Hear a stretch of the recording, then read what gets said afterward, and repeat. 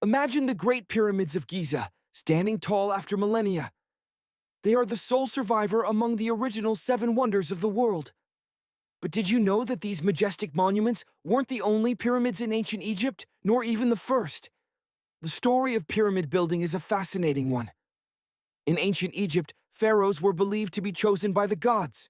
They were earthly representatives, destined to become gods themselves in the afterlife. To ensure their successful transition, elaborate pyramid complexes were constructed. These complexes were far more than just tombs. They included the iconic pyramid itself, alongside palaces and temples. Within the pyramid's tomb, the pharaoh was buried with everything he might require in the afterlife: furniture, food, golden vessels, and all the trappings of royal existence. Intriguingly, the very first pyramid actually predates the Great Pyramid of Giza by some 80 years. In total, nearly 100 pyramids dot the Egyptian landscape. Some, however, remained unfinished. The immense scale of these projects meant that not every pharaoh lived long enough to see their grand vision completed. Now, let's delve into the construction itself. The Great Pyramid of Giza soars to the height of a 40-story building. How did ancient Egyptians, millennia before the advent of modern machinery, manage to erect such a colossal structure? Around 2575 BCE, Pharaoh Khufu ascended the throne and commissioned his architects to begin construction on the grandest of all pyramids. The plan called for over 2 million limestone blocks, each weighing approximately 2.5 tons, about the weight of a rhinoceros. The architects aimed to complete the project in just 20 years. To achieve this, a stone had to be quarried, transported, and set in place roughly every 4 minutes, 24 hours a day, 7 days a week, year after year. Such a feat demanded an enormous workforce. Contrary to popular belief, these workers were not enslaved. Instead, they came from all corners of Egypt to contribute to this monumental undertaking. Around 25,000 individuals were involved, performing a range of tasks from manual labor and tool crafting to administrative duties. These workers toiled for approximately 10 hours each day, and they were housed and well fed, enjoying a standard of living that surpassed that of the average Egyptian at the time. These builders lived in a temporary city nearby, forming a highly organized community with a strong leadership structure. The pyramids themselves were meticulously designed to align with the cardinal directions, and their sides were symbolic of the sun's rays. Remarkably, the ancient Egyptians achieved this precision without the aid of compasses, relying on their own astronomical observations and knowledge of the constellations. They used 2 constellations to align the pyramids with incredible accuracy. The construction site was strategically located on the west bank of the Nile River. This location held symbolic significance, mirroring the setting sun in the west and representing the end of life's journey. The second pyramid of Giza was built for Khufu's son, Pharaoh Khafre. Although slightly smaller, it is famously associated with the enigmatic Sphinx. This colossal statue, missing its nose, stands as a timeless guardian. The mystery of the missing nose remains unsolved to this day. Sphinxes, with their lion bodies and human heads, were revered as guardians of important sites. The Great Sphinx, believed to bear the likeness of Pharaoh Khafre, faces the sunrise, protecting his pyramid. It is one of the largest and oldest statues in the world. Originally, the Sphinx was not only complete with a nose, but also vibrantly painted. Scientists have discovered traces of red pigment on its face, suggesting that it was likely painted red. Remnants of yellow and blue hues have also been found on its body. Until around 1800, the Sphinx was buried up to its shoulders in sand, until a team of 160 men excavated it. But let us return to the construction of the pyramids. The workers needed a vast supply of stone blocks. One source was located near the construction site, providing a fossil-rich yellow stone suitable for the pyramid's interior. However, the limestone blocks for the exterior were quarried from a site 8 miles away and transported on 30-ton sleds. Imagine yourself transported back millennia to the very heart of ancient Egypt. Here, beside the nascent pyramids, the air crackles with activity. We observe how the silty sand, expertly mixed with water, provides a surprisingly slick surface. A team of just 10 individuals can maneuver a massive sled even with a colossal stone block loaded upon it. Oddly enough, extracting limestone blocks wasn't the primary challenge. When still embedded in the earth, the stone was relatively soft, easily split, and worked.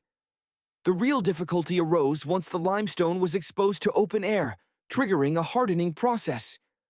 Shaping these blocks with absolute precision became paramount. Even the slightest error could jeopardize the structural integrity of the entire pyramid, potentially leading to its catastrophic collapse. So, imagine these colossal limestone blocks, meticulously shaped, being transported on sleds. But how were they elevated and put into place? This question remains one of archaeology's enduring enigmas. The remnants of a ramp system, dating back to the pyramid building era, have been unearthed.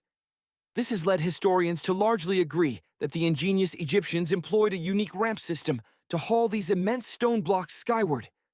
The prevailing theory suggests a network of ramps encircling the pyramid. Perhaps a central ramp, flanked by staircases on either side, was gradually built over the pyramid's stone layers. Imagine workers ascending these stairs, tirelessly pulling sleds loaded with stone.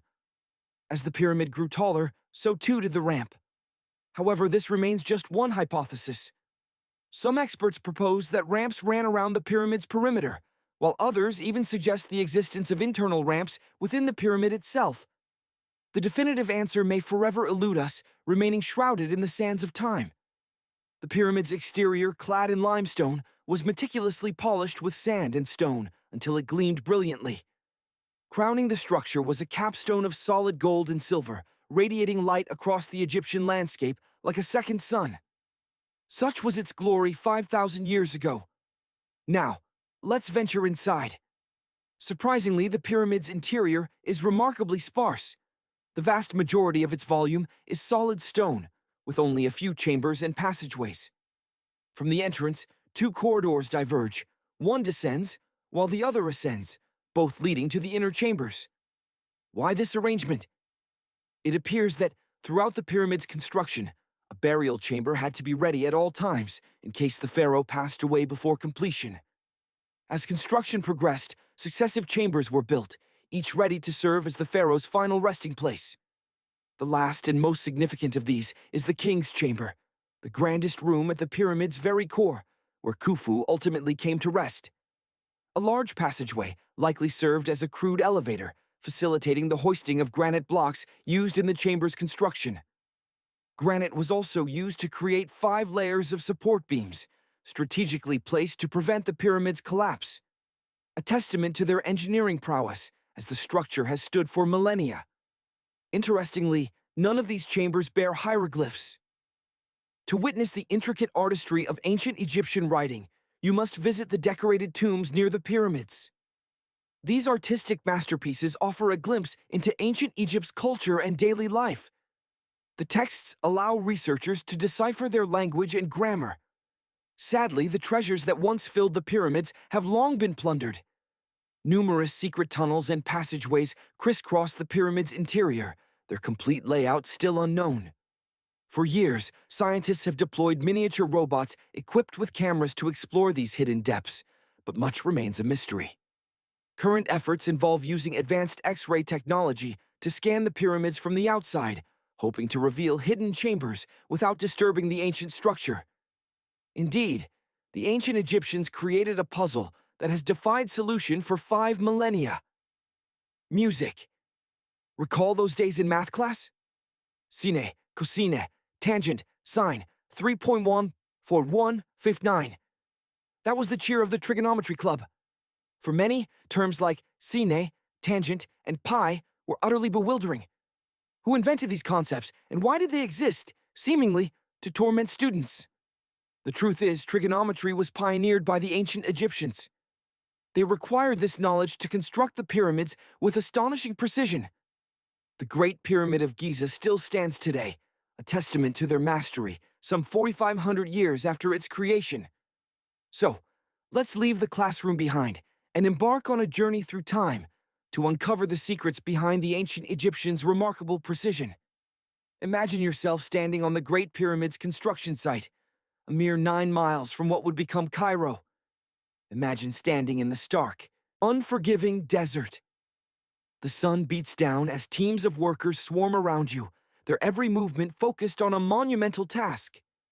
Before you, they are maneuvering massive stone blocks, each weighing a staggering 2.5 tons. These blocks rest on wooden sleds fitted with large rollers. A crew of 8 men strains and heaves, inching these colossal stones across the ground. The scene might remind you of the rollers beneath a supermarket checkout counter. The principle is the same, but the scale here is almost unimaginable. Scientists estimate that the ancient Egyptians used approximately 2.3 million of these blocks to construct the Great Pyramid alone. And remember, the block before you is one of the lighter ones. Some of the heaviest weighed up to 15 tons. A truly mind-boggling weight. But where did all these stone blocks come from? Most were quarried from areas around Giza. You might think that's not so impressive. But consider this. How did the ancient engineers transport these grand stones, some from over 500 meters away, to the pyramid site? There were no railways, no highways in those days. Yet the mighty Nile River was a constant presence. Researchers even believe that the Egyptians dug a canal to directly connect the Nile to the pyramid's construction zone. All they had to do then was wait for the flood season. As the water levels rose, the heavy stone blocks would float, making transport significantly easier. But how did they lift these enormous stones onto dry land and stack them to such incredible heights? Did they possess oversized cranes? The ancient Egyptians ingeniously worked around this problem. One of the workers points towards a giant ramp that winds its way around the pyramid as it grows. This ramp functions like a mountain road, zigzagging to the top. If the ramp ascended directly to the pyramid's peak, the incline would have been too steep for the workers to pull the stone blocks. Scientists estimate that an incline of only 8% would be the maximum manageable slope. Thus, the ancient Egyptians extended the ramp circuitously around the pyramid. Of course, these are all theories. Some researchers suggest the ramp might have been built inside the pyramid itself. The exact construction methods remain a mystery, closely guarded by the enigmatic Sphinx. Speaking of the Sphinx, did you know that Great Sphinx is just an alias? It's like a writer using a pen name to conceal their true identity, or a singer adopting a stage name. The Sphinx's real name, translated from ancient Egyptian, means Horus in the horizon. Horus was the Egyptian deity of the sky. The mysteries continue. A man walks by, carrying a bucket of paint, ready to add a touch of color to the Great Sphinx.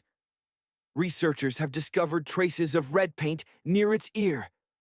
Remarkably, this paint has survived for thousands of years. You now stand directly in front of the Sphinx, gazing upwards. It is truly colossal, standing 66 feet tall.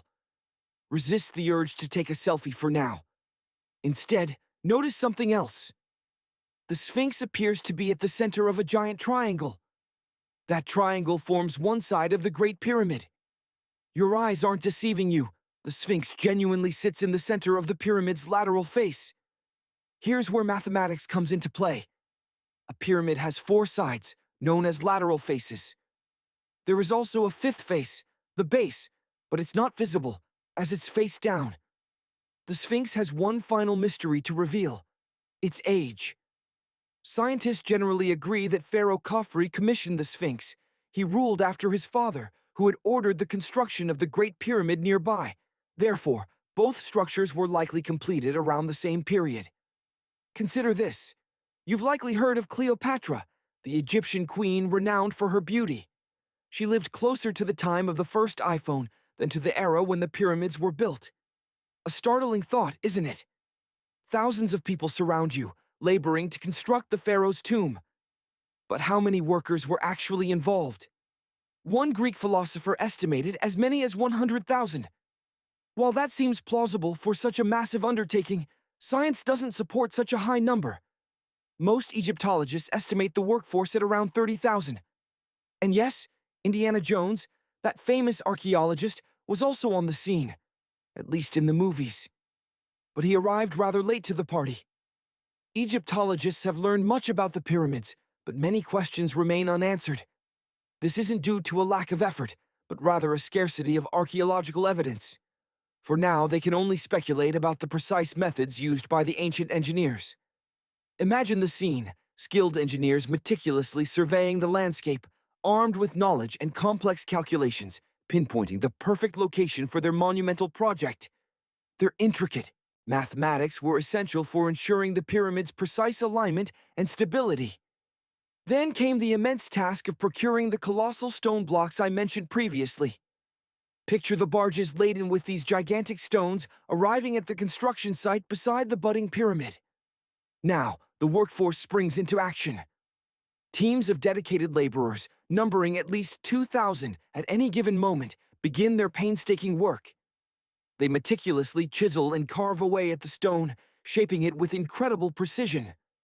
It might sound like just another construction site, but remember, this is thousands of years in the past. It's truly awe-inspiring what the ancient Egyptians accomplished, using only rudimentary copper and stone implements. Behold, the pyramid is complete, rising majestically before our eyes. But is it identical to the pyramids we see today? Why does this structure gleam so brilliantly under the desert sun? Shouldn't it be a dusty, yellowish hue? Over time, the relentless forces of nature and human activity have unfortunately eroded the outer layer of meticulously placed stones. Skilled artisans once polished these blocks to a mirror sheen, using nothing more than stone tools and sand. The result was a surface so smooth and reflective that, on the day of its grand completion, the Great Pyramid of Giza stood as a flawless triangle of light, its polished surfaces acting as gigantic mirrors, reflecting the intense Egyptian sunlight. At the very apex of the pyramid, that dazzling point that almost requires sunglasses to gaze upon, sits the capstone, known as the pyramidion. This significant piece was lavishly covered in sheets of pure gold. As you might expect, these golden panels were among the first elements to vanish from the monument. But before we return you to the present, let's make one more stop on our journey through time. We're traveling now to the British Isles, but our destination isn't Stonehenge. Instead, we're headed to Newgrange in County Meath, Ireland. Scientists estimate that the ancient people of Ireland constructed this remarkable stone monument around 3200 BCE. This makes it even older than both Stonehenge and the Great Pyramid of Giza. The function of Newgrange's circular mound remains as enigmatic as that of the Great Pyramid. The estimated quantity of loose stone incorporated into this structure exceeds 220,000 tons. And this wasn't just randomly piled together. The deliberate arrangement of the stones makes the structure remarkably water-resistant, explaining how Newgrange has endured for so many millennia. Back in your school desk now, but I bet today's math lecture is probably the last thing on your mind. You're likely still captivated by the grandeur of the Egyptian pyramids, wondering if we've created anything comparable today. It turns out that modern engineers share your admiration for the Great Pyramid. Consider the glass pyramid gracing the main courtyard of the renowned Louvre Museum in Paris. Or the iconic Transamerica Pyramid, a 48-story skyscraper that defines the San Francisco skyline. But perhaps Las Vegas has taken the concept furthest. Here, we find the Luxor Hotel, a colossal pyramid so massive that it ranks as the third largest pyramid on Earth. And what stands before it? You guessed it, a replica of the Sphinx. This Vegas Sphinx stands 110 feet tall, exceeding the height of its Giza counterpart by 2 stories. Everything truly is bigger in Vegas. Now, let's journey back almost 5 millennia to ancient Egypt around 2550 BC. It was during this era that construction commenced on the Great Pyramids of Giza. Over centuries, humanity mastered the art of constructing cathedrals and skyscrapers, but these massive buildings only emerged relatively recently. How these pyramids were erected 5,000 years ago remains a mystery, even to modern scientists. It's no surprise that they are celebrated as one of the 7 wonders of the ancient world. Furthermore, they are the oldest of these wonders and the only ones still standing in the 21st century. Even by today's standards, building something so immense would require an incredible amount of cooperation. However, the Giza pyramids weren't the first pyramids ever built. The first, known as the Step Pyramid, was constructed approximately 80 years before the first Pyramid of Giza, around 2630 BC, for King Djoser. It wasn't originally intended to be extraordinary, but it turned out to be quite impressive. This pyramid comprised 6 stepped layers of stone, reaching a height of 204 feet, equivalent to a 19-story building. At the time, it was the tallest structure ever created. Yet it wasn't merely a solitary pyramid. It was encompassed by an entire complex of structures, including courtyards. In ancient Egypt, people held strong beliefs about the afterlife, so we imagine the splendor of ancient Egypt, where pharaohs ruled as gods and their power extended even into the afterlife. Kings, in particular, were obsessed with ensuring their eternal comfort. This is why the pyramid complex was meticulously stocked with everything imaginable. Let's step back in time. Each complex was more than just a tomb. It was a royal estate, a palace designed for eternity. Within its walls, a pharaoh could find all the treasures and comforts he enjoyed in life: exquisite furniture, vast stores of food, and gleaming gold vessels. After the reign of Djoser, pyramid construction became widespread. However, the construction of these colossal monuments was no easy task. A single pyramid could take 2 decades to complete, and many rulers simply didn't reign long enough to see their grand designs finished.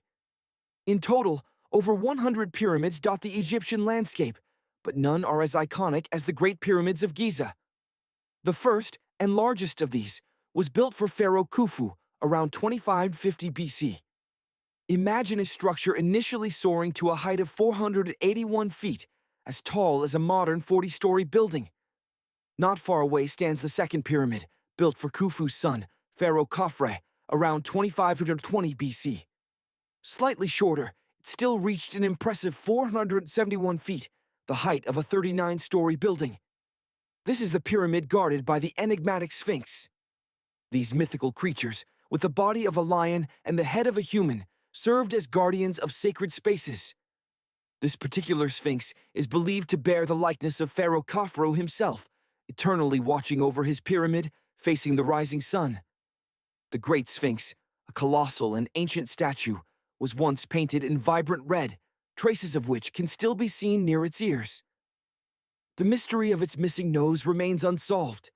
For a time, the Sphinx was almost entirely buried by the desert sands, with only its shoulders visible.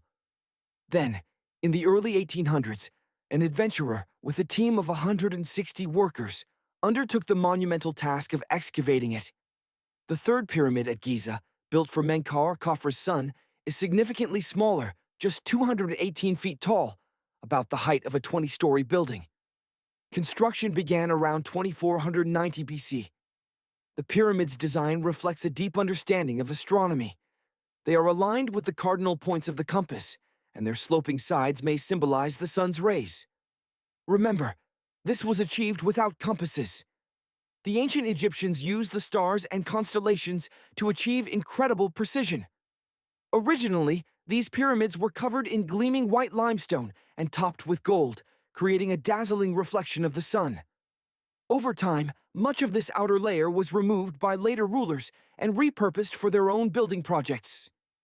It is estimated that the Great Pyramid of Khufu alone contains approximately 2.3 million stone blocks.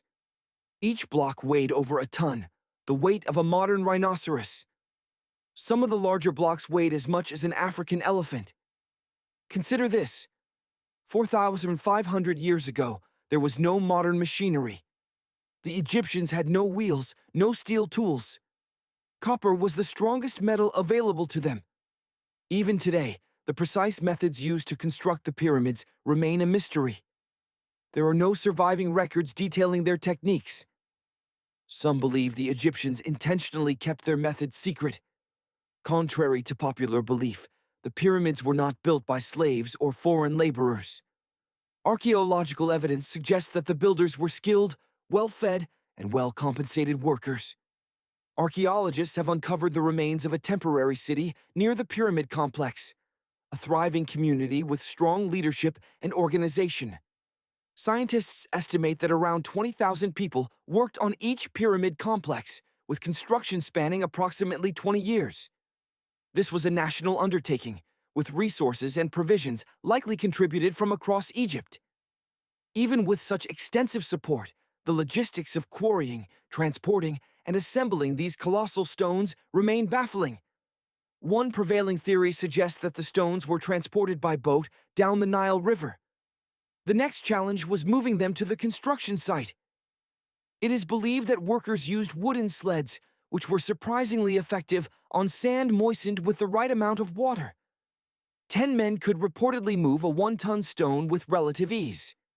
Finally, the stones had to be lifted into place. Archaeologists have discovered remnants of ramp systems dating back to the pyramid building era. It is likely that the Egyptians developed an innovative system to raise and position each massive stone block. Imagine the scene: teams of workers straining every muscle to haul colossal stone blocks. But how exactly did the ancient Egyptians achieve this monumental feat? The precise method remains shrouded in mystery. The prevailing theory suggests a system of ramps spiraling around the pyramid's exterior, growing ever higher as the structure ascended. Picture legions of laborers, their bare feet pounding the sandy ramps, dragging stones on wooden sledges, inching their way upwards. Yet, this is but one possibility. Some believe the ramps ran directly, others that they were constructed within the pyramid itself. The truth, alas, may forever elude us, a secret carefully guarded by the ancient Egyptians. Intriguingly, the interiors of these majestic pyramids are surprisingly sparse. Vast quantities of solid stone, with only a smattering of open spaces. But let us venture, in our minds, into the heart of the largest, the Great Pyramid of Giza. From the entrance, a choice presents itself. 2 passageways, one descending, one ascending. The downward path leads to an underground chamber, traditionally the resting place of pharaohs. However, in this particular pyramid, Pharaoh Khufu sought a higher, perhaps more celestial, resting place. The subterranean room remains partially unfinished. The king's chamber, housing Khufu's sarcophagus, lies above, accessed via the towering Grand Gallery. Below the king's chamber resides the queen's chamber, a misnomer as no queen ever occupied it, and its true purpose remains enigmatic. Sadly, these chambers are devoid of hieroglyphs, their walls stark and bare. To witness the artistry of ancient Egypt, one must explore other rooms, adorned with depictions of their culture and daily existence. These texts provide invaluable insights into their language and grammar. The treasures that once filled these chambers, however, are long gone, pilfered by grave robbers. A network of tunnels, their purpose unknown, crisscrosses the pyramid's interior. Countless passages, chambers, shafts, and secret routes. For decades, scientists have deployed miniature robots equipped with cameras to navigate these hidden spaces. These robotic explorers have even uncovered a previously unknown chamber, decorated with hieroglyphs. Yet much of the pyramid remains unexplored, its secrets locked away. There exists no blueprint, no construction manual to guide our understanding. The ancient Egyptians have crafted a puzzle that has defied solution for 4.5 millennia. Today, scientists employ X-ray technology, hoping to peer into the pyramid's depths without disturbing its delicate structure or venturing into its claustrophobic tunnels. Imagine yourself as one of the builders. 7 days a week, you toil on a colossal construction site, alongside thousands of others. You heave millions of stone blocks, meticulously placing them according to a complex system. No modern machinery to ease the burden, no air conditioning to combat the scorching heat, no readily available water to quench your thirst. The sun beats down mercilessly, hot enough to fry an egg on the very stones you are laying. Decades you dedicate to this endeavor. Finally, the moment arrives. The pyramid is complete. You stand back, gazing upon the fruits of your labor, the collective effort of thousands. Before you rises a cultural monument of global significance, a testament to human ingenuity that will endure for millennia, inspiring awe and wonder in generations to come. Millennia pass. In the 21st century, people behold the pyramids and exclaim, "Wow, I can't believe humans built this." Yet the builders themselves might scoff at such a notion. There are those who propose the use of advanced, perhaps even otherworldly technology in their construction. At first glance, the Great Pyramids appear as simple triangles of stone, heavy blocks stacked upon one another. But the design is far too perfect, too precise to be easily explained. The pyramid comprises over 2 million blocks, fitted together with such accuracy that not even a sliver of paper can be inserted between them. Scientists continue to grapple with the precise techniques employed in their construction. The Great Pyramid of Giza, renowned throughout the world, harbors another secret: the missing capstone. This triangular-shaped stone, a miniature pyramid atop the massive structure, is also known as a pyramidion. The builders of ancient Egypt crafted it from granite and limestone, then sheathed it in shimmering gold. While no definitive records or ancient depictions confirm its existence atop the Great Pyramid, the possibility lingers. Consider the Red Pyramid, a structure meticulously crafted with a triangular form. Intriguingly, it predates the Great Pyramid, and its capstone has remarkably endured through the ages. Archaeologists have unearthed and painstakingly reconstructed it, piece by piece. But a profound enigma remains. Where could the capstone of the Great Pyramid possibly be? This question continues to elude definitive answers. Some speculate that audacious thieves pilfered it from its lofty perch, perhaps scaling the immense structure and dislodging the pyramidion. Such a scenario is plausible, as the capstone likely represented the most invaluable component of the entire pyramid. Even today, numerous scientists and archaeologists remain uncertain about its precise function. Some propose that this apex, once sheathed in shimmering gold, served to glorify the pharaohs. Imagine how the capstone would have captured and reflected the moon's ethereal glow at night, casting a radiant aura across the surrounding landscape. By day, its lustrous surface would have mirrored the sun's intense rays, creating a beacon visible from afar. The pyramid's peak, therefore, may have acted as a celestial guidepost for wayward travelers, a shining point in the desert expanse.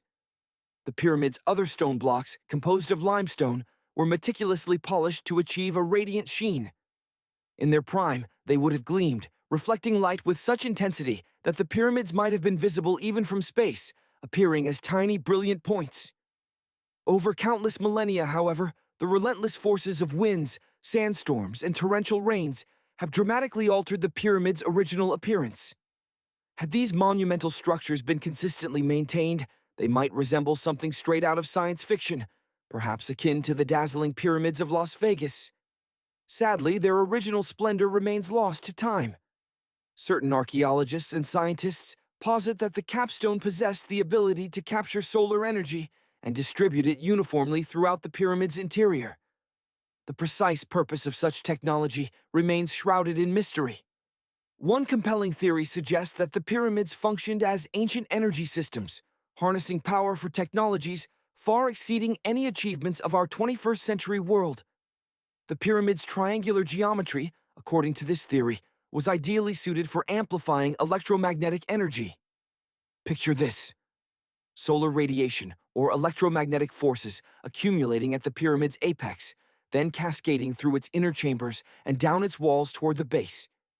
Any imperfection or surface distortion could disrupt this energy flow, necessitating flawlessly smooth surfaces.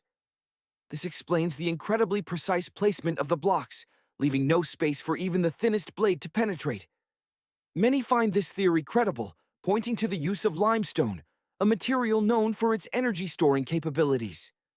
Furthermore, the internal granite deposits could have induced air ionization, generating an electrical charge. Channels beneath the pyramid might have facilitated water's role in transmitting electricity, culminating in a gold capstone, the ultimate conductor, at the summit.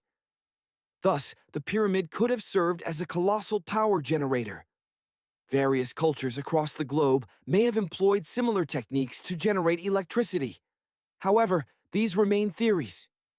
Had such technologies truly been functional, humanity would likely be utilizing them today. Ancient records allude to advanced knowledge in metallurgy, chemistry, engineering, physics, mathematics, and astronomy. Yet most scientists remain skeptical. Our detailed understanding of technological evolution across cultures in the 21st century allows us to trace the development of modern devices. Had such sophisticated inventions existed in antiquity, the course of world history would undoubtedly be profoundly different. It's conceivable that global cataclysms obliterated all traces of ancient technological prowess. Imagine future civilizations unearthing a laptop in 5,000 years.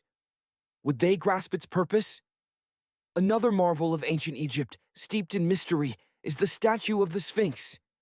Carved from a single immense piece of limestone approximately 4,500 years ago, the Sphinx's exact construction date and the identity of its builders remain unknown.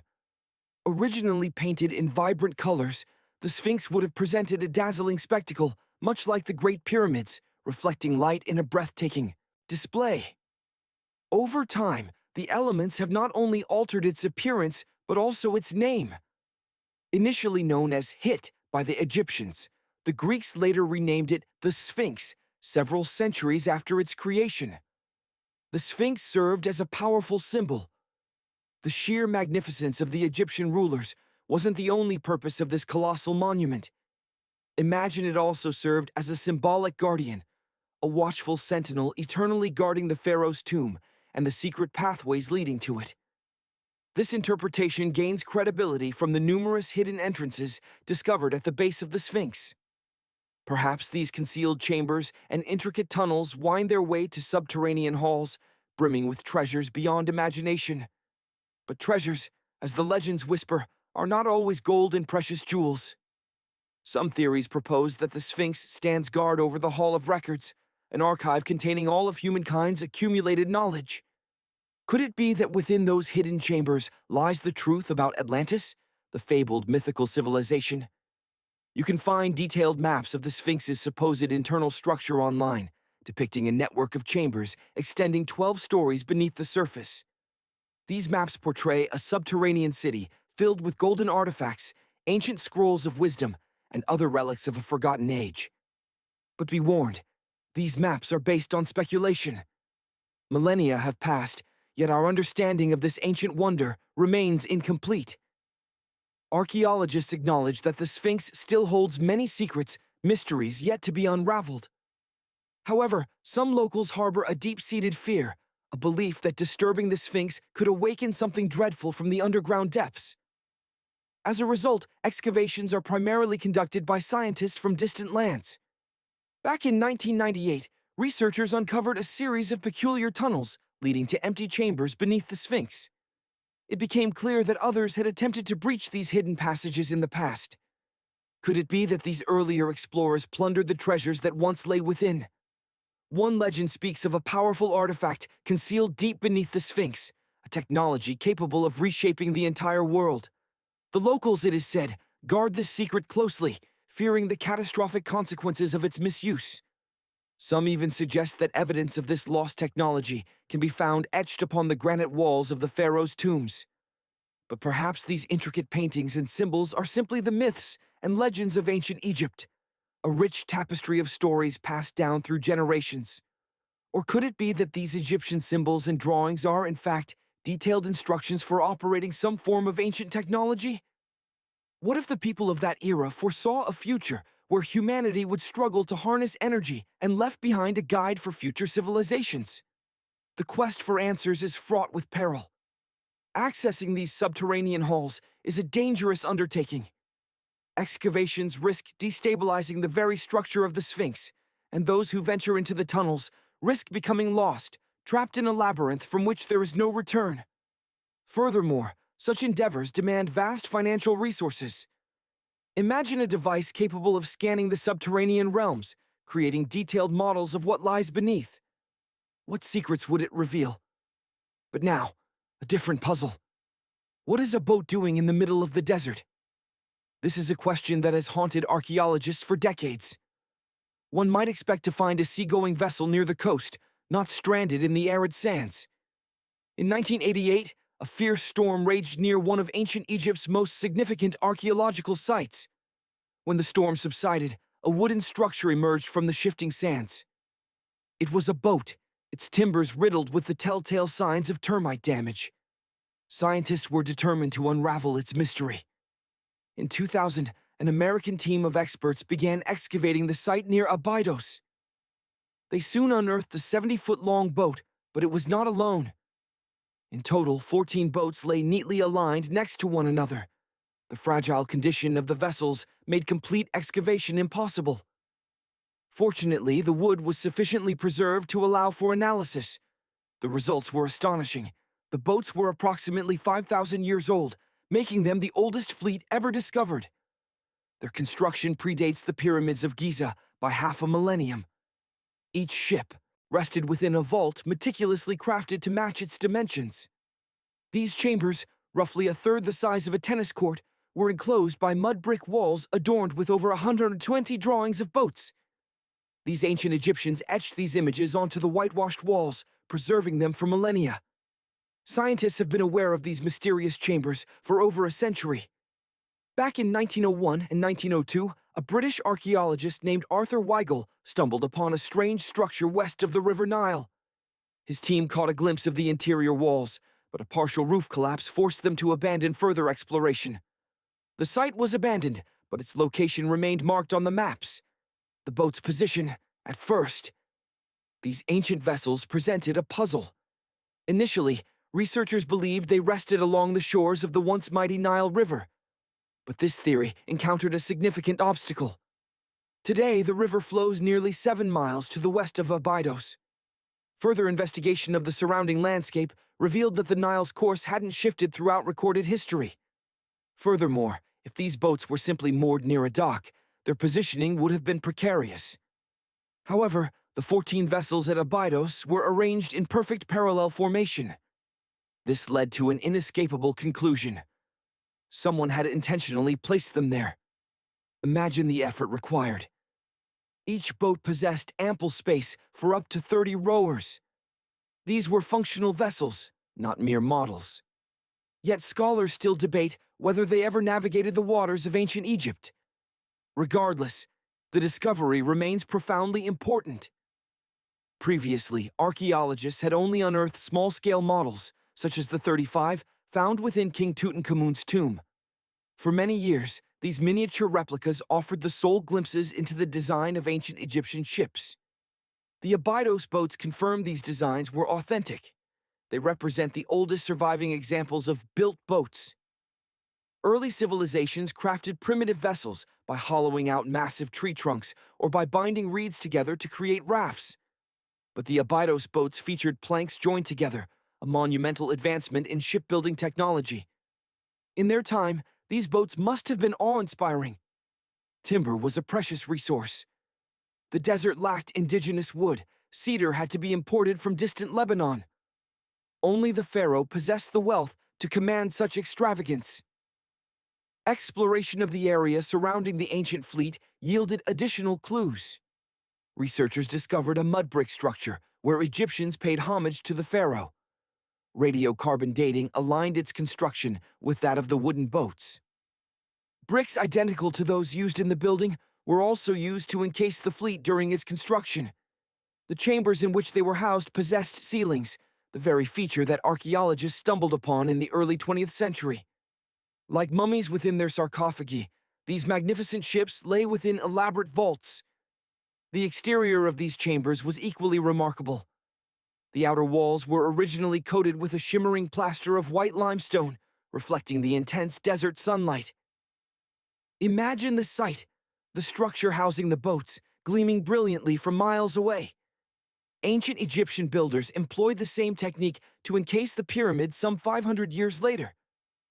While their surfaces appear rough today, they were once covered in a layer of fine, polished white limestone. Instead of steps, the outer layer of the pyramids formed a smooth, sleek ramp, radiating light. One final question remained for the archaeologists. Which pharaoh commanded this fleet? The answer lay just a mile from the site, where the tomb of King Khasekhemwy, a pharaoh from the Second Dynasty, rested. The time period and construction style matched those of the boat chambers. The circumstances surrounding the end of his reign may explain how the boats ended up in the middle of the desert. The pharaoh likely died in northern Egypt, and his body was transported down the Nile to Abydos in a grand procession of adorned boats.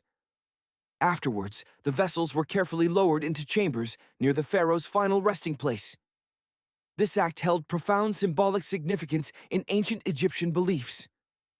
ships played a central role in their cosmology. Their supreme deity, Ra, journeyed across the sky during the day in the form of the sun. At night, he sailed through the underworld in a solar boat. The pharaoh identified himself with Ra, requiring boats in the afterlife to regenerate himself just as the sun rises above the horizon each day. This belief persisted for millennia. The more renowned pharaoh Khufu also possessed a ship, discovered near his pyramid at Giza in 1954. It was approximately 4 centuries younger than the Abydos fleet, but nearly twice as long. The Great Pyramid of Giza and King Tutankhamun's tomb stand as some of Egypt's most celebrated archaeological discoveries. Yet countless more secrets lie hidden beneath the vast sands of the Sahara Desert. As recently as 2020, archaeologists unearthed a lost city hailed as one of the most. Imagine stepping back in time to 1922, the year Howard Carter made his earth-shattering discovery of Tutankhamun's tomb. Now, nearly a century later, archaeologists are on the cusp of another find of potentially similar magnitude. They've unearthed the city of Aten, a metropolis some 3,000 years old. Historians are hopeful this lost city will offer unparalleled insights into the daily lives of ordinary Egyptians during the height of their civilization. The renowned archaeologist and Egyptologist Dr. Zahi Hawass has called the site a lost golden city. Aten lies roughly 300 miles south of Cairo, Egypt's modern capital, not far from the famed Valley of the Kings. The first signs of this ancient city emerged as sections of mud brick walls stretching in every direction. As excavations progressed, archaeologists uncovered entire rooms filled with the tools and implements of everyday life. The research team has unearthed a bakery, entire residential neighborhoods, and a sprawling administrative district. All these structures date back to a period when Egyptian civilization was at its wealthiest and most powerful. Intriguingly, the ancient Egyptians were also pioneers in ironworking. As early as 1911, scientists discovered a set of iron beads near the village of El Girza in Lower Egypt. These beads represent the earliest known iron artifacts ever found.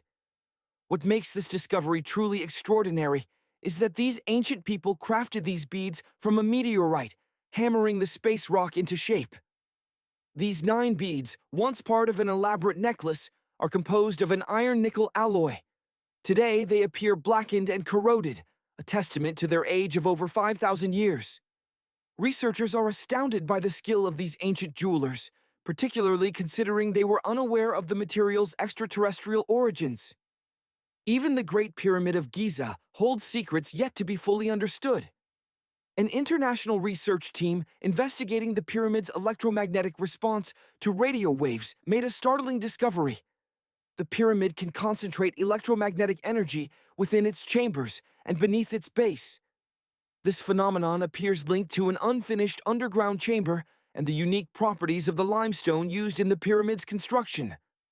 These findings could have practical applications, potentially improving the efficiency of solar cells and nanosensors. Now, fast forward to November 1922.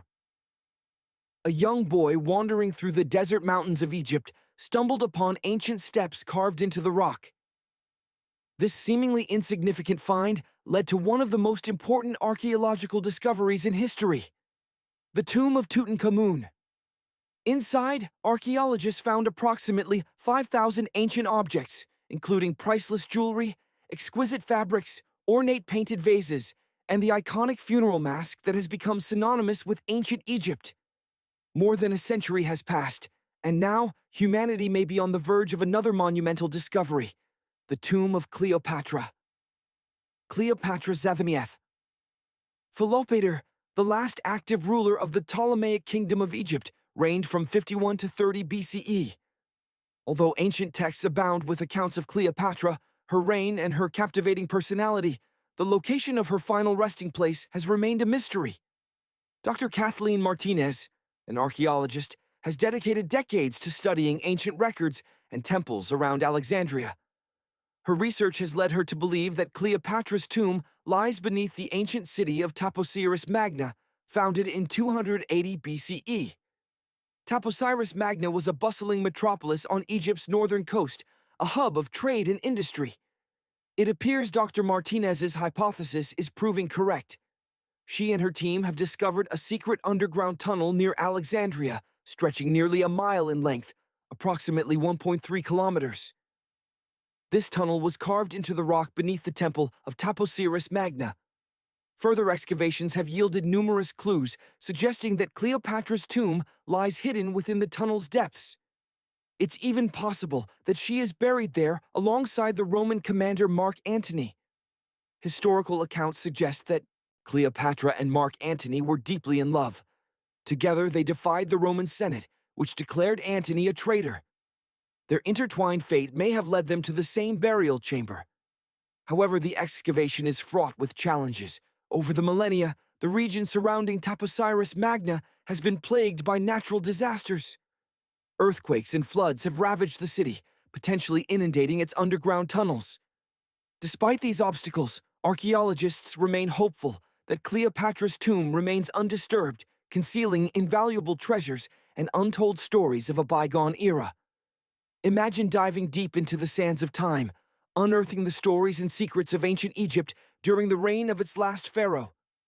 The possibility remains that future excavations may need to delve underwater, into the muddy depths, a task that will demand considerable time and resources. Yet, archaeologists are convinced that the effort will be worthwhile. While it's premature to definitively claim that Cleopatra is buried there, a wealth of artifacts discovered within the tunnels strongly suggest her presence.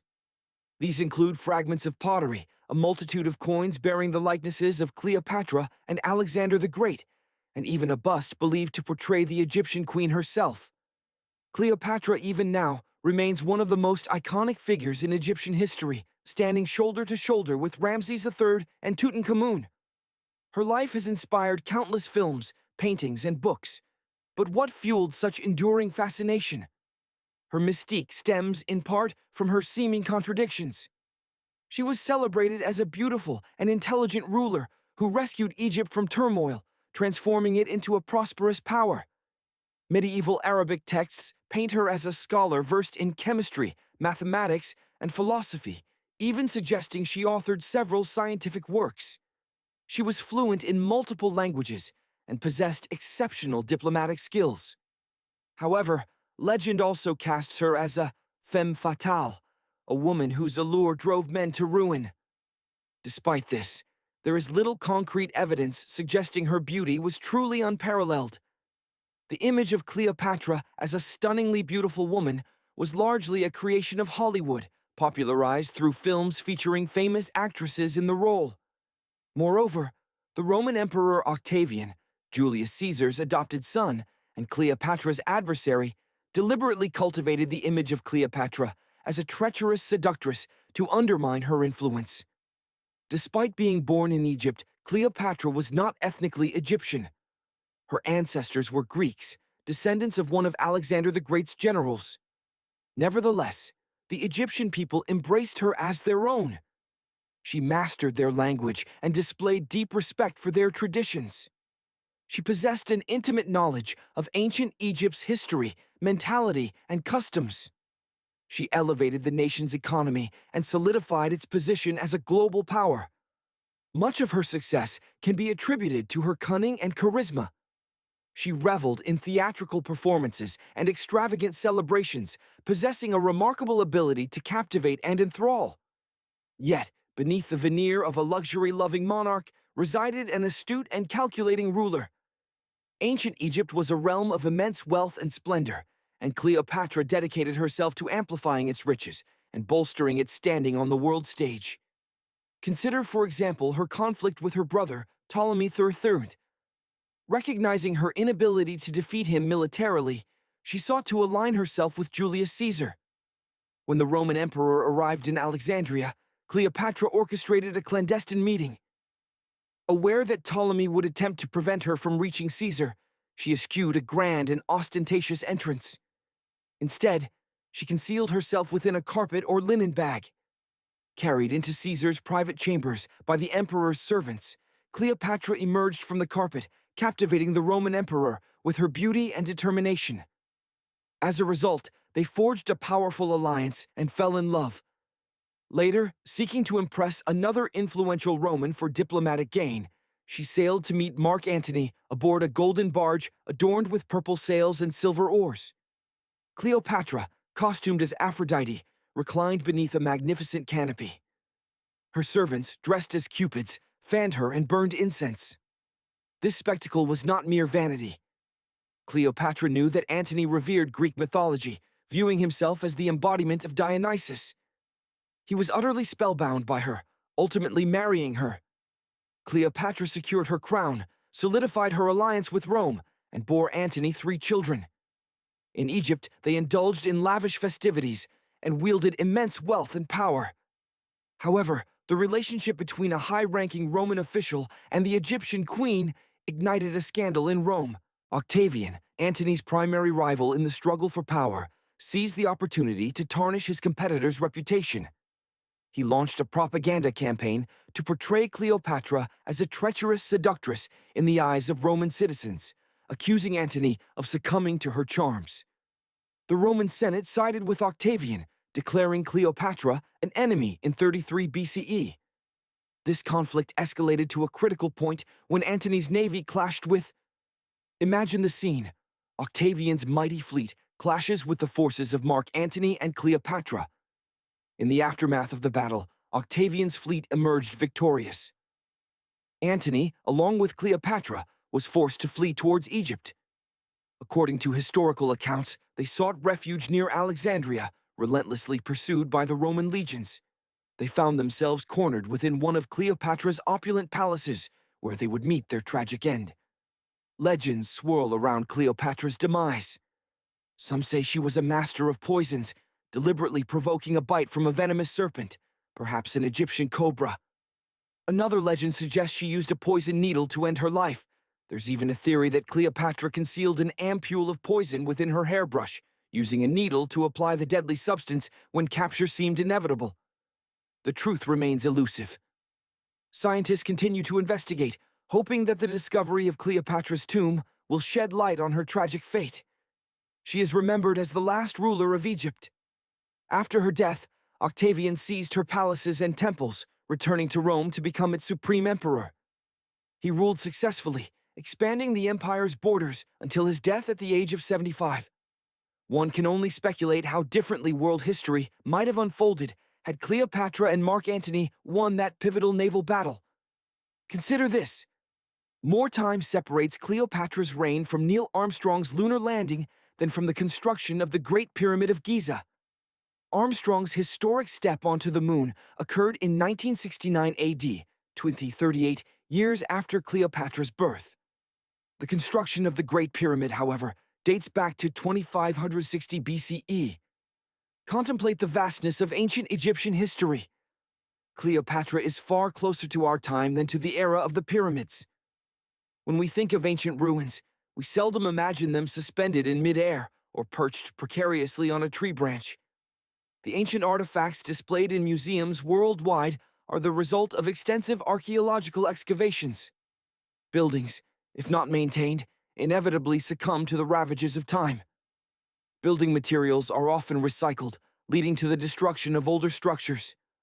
Abandoned buildings exposed to the elements crumble and erode. The only way for ancient architecture to truly endure is to be buried deep beneath the earth. But how do these structures become buried? Ancient cities had a curious habit of gradually raising their ground level. Settlements were constantly gathering resources and constructing buildings to accommodate their growing populations. Waste disposal was not a priority. Instead of clearing rubble, ancient civilizations simply built upon it. Rivers periodically flooded, depositing layers of sediment and further burying ancient constructions. In arid regions, wind-blown sand and dust relentlessly covered everything. A prime example is the Sphinx, which remained buried up to its head in sand until archaeologists unearthed it in 1817. Some ancient towns were completely abandoned. With no human activity to control their expansion, plants flourished. They absorbed carbon dioxide and added bulk to the ground. Their roots stabilized the soil, creating layers of earthy material. It was as if Mother Nature embarked on a grand DIY project, with plants as her loyal assistants. The act of excavating ancient civilizations is not merely about unearthing lost worlds, it's about revealing the hidden treasures buried beneath layers of history. But how do archaeologists determine where to begin digging in the first place? Imagine stepping onto a site where history lies buried, concealed beneath layers of sediment, tangled roots, and long-forgotten debris. Before embarking on any excavation, archaeologists meticulously plan and strategize. But here's a fascinating fact. They aren't always the ones who initiate a dig. Consider this scenario. A construction company wants to erect a modern apartment complex. Local regulations often mandate an environmental and historical review before construction can commence. Specialists, archaeologists, geologists, even paleontologists are called in to assess the land. Their mission? To monitor the site during development. If any archaeofacts, a fancy term for preserved organic remnants, are unearthed, these experts step in to carefully excavate and study them. But what about locations far removed from construction zones and bulldozers? How do archaeologists pinpoint promising sites in the wilderness? They become historical detectives, diving into ancient records. By meticulously examining old documents and maps, they piece together the puzzle of human activity in a given area. Discovering records of previous explorations is like striking gold. Historical accounts and past excavation reports provide invaluable clues to guide their continuing treasure hunt. Before a single shovel breaks ground, archaeologists conduct a thorough visual survey. Armed with a grid system, they systematically scan the surface, searching for artifacts peeking out from beneath the soil. From ancient groundstone tools to fragments of historic glass, even old garbage dumps, yes, even those are valuable, can reveal signs of past human habitation. These sharp-eyed explorers can identify traces of human activity that most people would overlook. The discovery of midden soil, a scientific term for an ancient refuse heap, is a sure sign that humans once called this place home. Yet archaeologists don't rely solely on shovels and trowels. They possess an arsenal of high-tech tools to aid in their quest for hidden relics. Geophysical instruments are their secret weapons. Take the resistivity meter, for example. This ingenious device measures the soil's electrical resistance, revealing buried features and artifacts. A buried wall, for instance, will exhibit a different resistivity than the surrounding Earth. Magnetometers and ground-penetrating radar operate on similar principles, highlighting potential signs of ancient treasures hidden beneath the surface. And who can forget the ever-reliable GPS, helping archaeologists map precise locations, creating a high-tech treasure map that guides them to their pot of gold. Now, let's embark on a virtual journey to some of the world's most remarkable archaeological sites. Our first stop, the United Kingdom, home to the enigmatic Stonehenge. It's one of many henges scattered across the landscape, but Stonehenge truly stands out. Imagine massive ancient stones, standing tall and proud, arranged in an outer ring and an inner horseshoe, with smaller stones adding to the complexity. These colossal stones have stood for over 5,000 years, a testament to their incredible longevity. Legend has it that the mythical wizard Merlin, with a flick of his wrist, transported these massive stones from Ireland, where giants had originally assembled them. Others believe the site represents the ruined remains of an ancient Roman spiritual edifice. These incredible formations were constructed by our Bronze Age ancestors, who, with simple tools and limited technology, managed to create this monumental masterpiece. Impressive, isn't it? Yet much about Stonehenge remains shrouded in mystery. Its original purpose continues to elude definitive explanation, although theories abound. However, we do know that it is perfectly aligned to capture the sunrise during the summer and winter solstices, suggesting a deep connection to celestial events. Our next destination is the ancient city of Pompeii, another extraordinary archaeological site. Picture this. Mount Vesuvius, a notorious troublemaker, decided millions of years ago to unleash a volcanic eruption of epic proportions. Imagine an ancient Roman city, frozen in time. This is Pompeii, once a thriving hub, now entombed by a cataclysmic eruption. In 79 AD, Mount Vesuvius unleashed its fury, burying Pompeii under a suffocating blanket of ash and pumice. This wasn't just a disaster, it was nature's cruel hand preserving a moment in history. The volcanic onslaught, though devastating, acted as an extraordinary time capsule, sealing the city and its inhabitants for millennia. Pompeii lay forgotten, a ghost of its former self, just outside modern-day Naples, Italy. Centuries passed. Then, in 1748, fortune favored adventurous explorers. They stumbled upon Pompeii, and what they unearthed was nothing short of astounding. A veritable treasure trove of perfectly preserved artifacts lay before them. Streets, houses, even food, albeit undoubtedly stale, glittered with the remnants of a vibrant past. Exquisite jewelry, elaborate sculptures, and colorful frescoes adorned the walls. Everyday household items lay scattered, as if their owners had simply stepped away, only to be frozen in time. And then there were the remains of the city's inhabitants, both human and animal, their final moments tragically captured in ash. It was an archaeological bonanza of epic proportions. Pompeii, it seemed, had it all. Lavish houses and sprawling villas spoke of wealth and luxury. A colossal arena, capable of seating 20,000 spectators, hinted at a love for spectacle and entertainment. Quaint artisan shops lined the streets, while bustling taverns offered respite and camaraderie. And let's not forget the bathhouses, those opulent sanctuaries of relaxation and social interaction. The sanctuary of Apollo stood as a testament to the city's spiritual life, where citizens gathered for worship and contemplation. At the heart of it all lay the Forum of Pompeii, the city's vibrant epicenter, where the pulse of daily life throbbed. Pompeii's historical significance is so profound that it earned a place on UNESCO's World Heritage List in 1997. This is the ultimate accolade, a hall of fame for historical sites. Joining the ranks of such iconic landmarks as the Taj Mahal in India and the Acropolis of Athens in Greece, Pompeii stands as a testament to the power of preservation and the enduring allure of the ancient world. Meanwhile, across the Mediterranean, in Egypt, archaeologists were making their own stunning discoveries. Near Cairo, a groundbreaking find was recently unveiled, the most ancient and complete mummy ever discovered in the country. This wasn't just another mummy. This was a window into a civilization stretching back thousands of years. Kept carefully guarded, the 4,300-year-old mummy was unearthed within a complex of tombs near the Step Pyramid of Djoser, a structure dating back to the Old Kingdom. The mummy was enveloped in layers of gold, a clear indication of the individual's status and importance. The excavation team also uncovered several other tombs, including one belonging to a high-ranking Egyptian official and another belonging to a secret keeper, an individual with the authority to perform specialized ceremonies.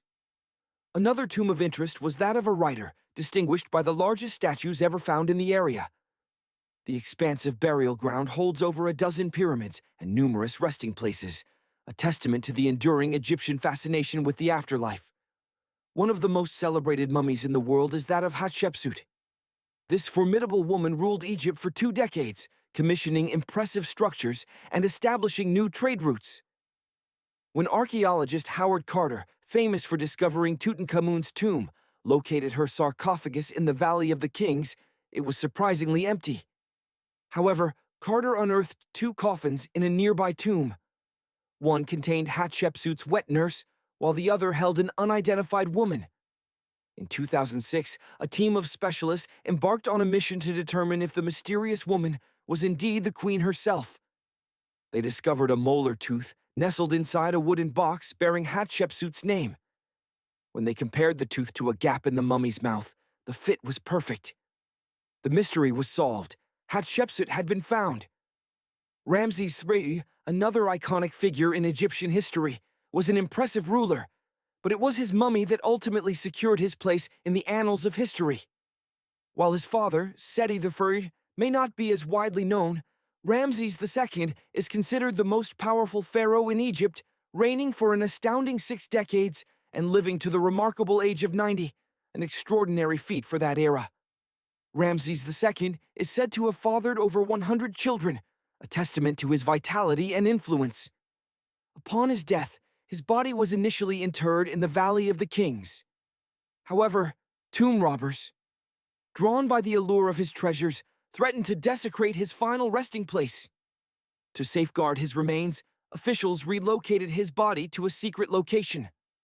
Fast forward to the 1800s, and the mummy of Ramses II was rediscovered alongside those of other prominent rulers and officials. Unfortunately, the mummy was in poor condition. Archaeologists transported it to Paris for restoration and preservation. However, transporting a mummy across international borders presented a unique challenge. The solution?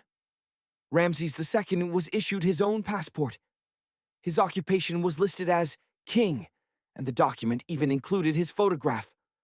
While mummies are not typically associated with radiant skin, the mummy of an ancient woman, known as Lady Di, defied expectations.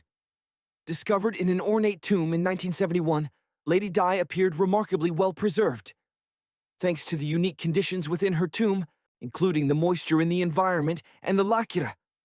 Imagine traveling back in time over 2,000 years.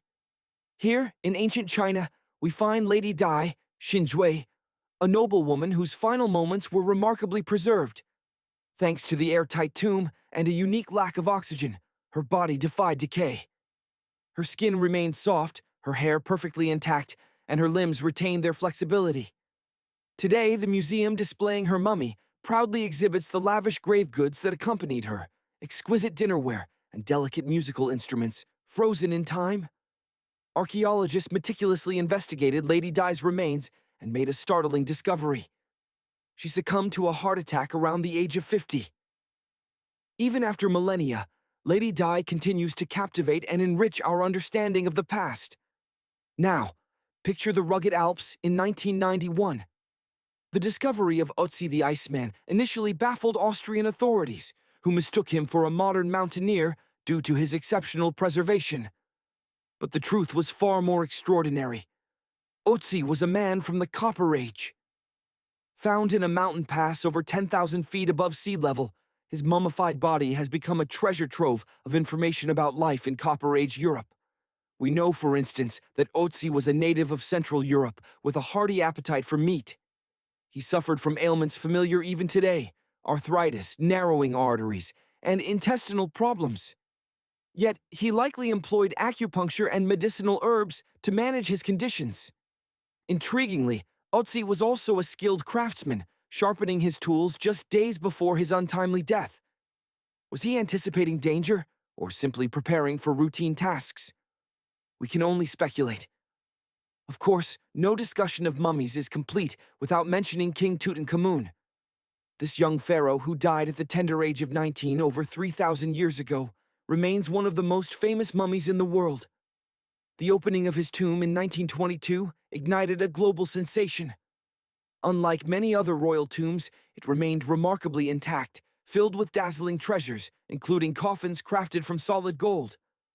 Tutankhamun's tomb not only offered a glimpse into the opulence of ancient Egypt, but also provided invaluable insights into the pharaoh's life. DNA analysis helped identify his parents and revealed that Tutankhamun suffered from a rare bone disorder, potentially making walking a challenge. Let's turn our attention to Ginger, perhaps one of the most fascinating mummies ever discovered. He's like a time traveler, transported from 5,000 years ago, still sporting his distinctive golden hair and perfectly preserved fingernails. Unearthed in Egypt, Ginger is believed to be the earliest known mummified body, predating even the formal practice of mummification. In those ancient times, bodies were often placed in shallow graves in the hot, dry sand.